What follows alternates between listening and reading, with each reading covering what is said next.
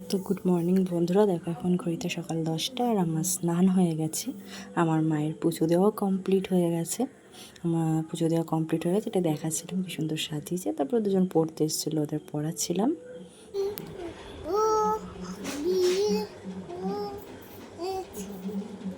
তো কি সুন্দর করে পড়ছে না ওরা। তারপরে আমি ভাত বসিয়ে দিয়েছিলাম, অনেক সময় হয়ে গেছিলো। তারপরে কালকে ডাল ছিল, সেই ডালটা গরম করছিলাম। এটা একটু অন্ধকার লাগতে পারে, মেঘ করেছিল তখন খুব। আর বলছিলাম যে কালকের ভাত আছে, তো সেই ভাতটা নষ্ট হয়ে গেছে, দেওয়া যাবে না। আর আমি মাছটাকে আঁচ ছাড়িয়ে ধুয়ে দিয়েছিলাম, তাহলে একটু মায়ের অনেকটা সাহায্য হয় আর কি। তো মাছটা ধুয়ে আমি নুন হলুদ মাখিয়ে রেখে দিয়েছিলাম।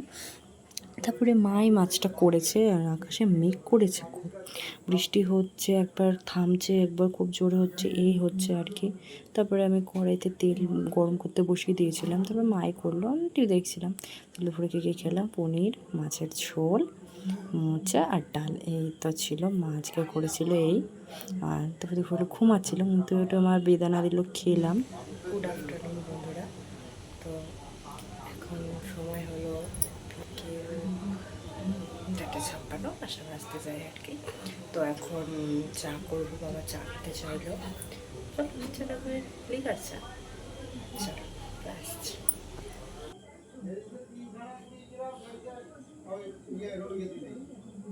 তো দেখো আমার জলটা গরম হয়ে গেছে, তো চিনিটা দিয়ে দিলাম। দিয়ে এবার আমি চাটা ফুটবে এটাই অপেক্ষা করছি। লিকার চা করছি তো বেশিক্ষণ সময় লাগবে না।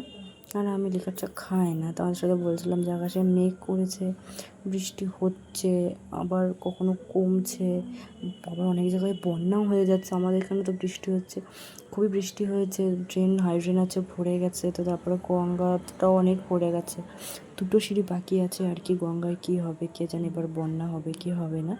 তো এটাই তোমাদের সাথে আমি গল্প করছিলাম দাঁড়িয়ে দাঁড়িয়ে আর কি। তো চলো, চা হয়ে গেছে।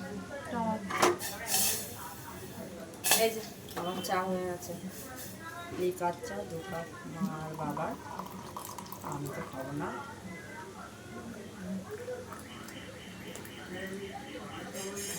চা তো চাটা আমার ছাকা হয়ে গেছে।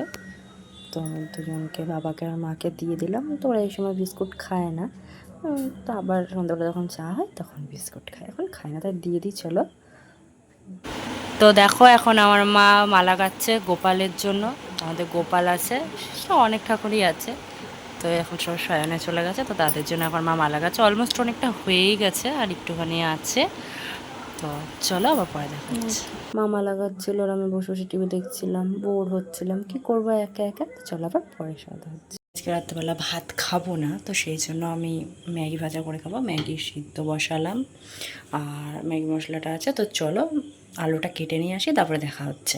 তো দেখো আমার ম্যাগিটা ভাজার জন্য ম্যাগিটা সিদ্ধ করা হয়ে গেছে, আর আলুও কাটা হয়ে গেছে। আমি ধুয়ে রেখে দিয়েছি, আর দুটো লঙ্কা দিয়েছি, আর কড়াইতে তেল দিলাম আর কি, অল্প একটুখানি রিফাইন অয়েলই দিলাম। দিয়ে এবার তেলটা গরম হয়ে যাওয়ার পর আলুটা দিয়ে দিয়েছি। আলুটা হালকা একটু ভাজা ভাজা করে নেবো, হালকা একটু ভাজবো, তাহলে ওটা একটু সিদ্ধ হয়ে যায়। তাহলে ওটা হালকা একটু ভেজে নেবো, একটু নুন দেবো, হলুদ দিইনি, চাইলে হলুদ দেওয়া যায়, বাট আমি আর এখন দিইনি হলুদটা। আমার অ্যাকচুয়ালি খেতে ইচ্ছে করছিল না। তো চলো নুন দিয়ে দিয়েছি, এবার একটু ভেজে নিয়ে ম্যাগিটা দিয়ে দিলাম। ম্যাগিটা দিয়ে বেশিক্ষণ নাড়তে হবে না যদিও বা, একটু নাড়াচাড়া করে নিয়ে আমি তার মধ্যে ম্যাগি মশলাটা দিয়ে দিলাম। এখনও না, কিছু ম্যাগি মশলা দিয়েছি, যার মধ্যে পেঁয়াজ ডিম এর মধ্যে দেওয়াই যায়, আমি আর দিইনি আর কি, আমার ভালো লাগছিল না। তো শুধুই ম্যাগি মশলাটা দিলাম। আর তোমাদের একটু আওয়াজটা নয়েজ আসতে পারে, যেহেতু ফ্যান চলছে, তো সেই কারণে।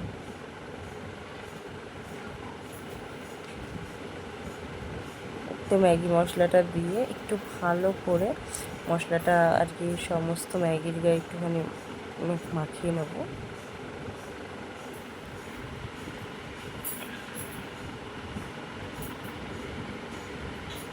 তোমার সঙ্গে এখন কথা বলছি, তখন প্রায় 11টা বাজতে যায় আর কি।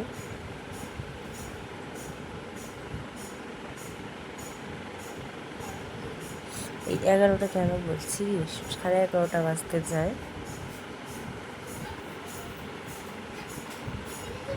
আমার দেখো ম্যাগিটা হয়ে গেছে।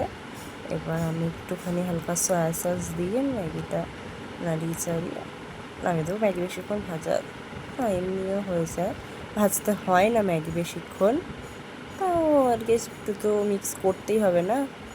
তো চলো, আমার হয়েই গেছে। আবার খাওয়ার সময় তোমাদের সাথে দেখা হচ্ছে।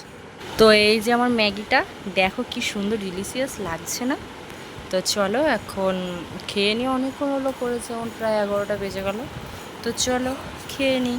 এই যে আমার ম্যাগি, চলো।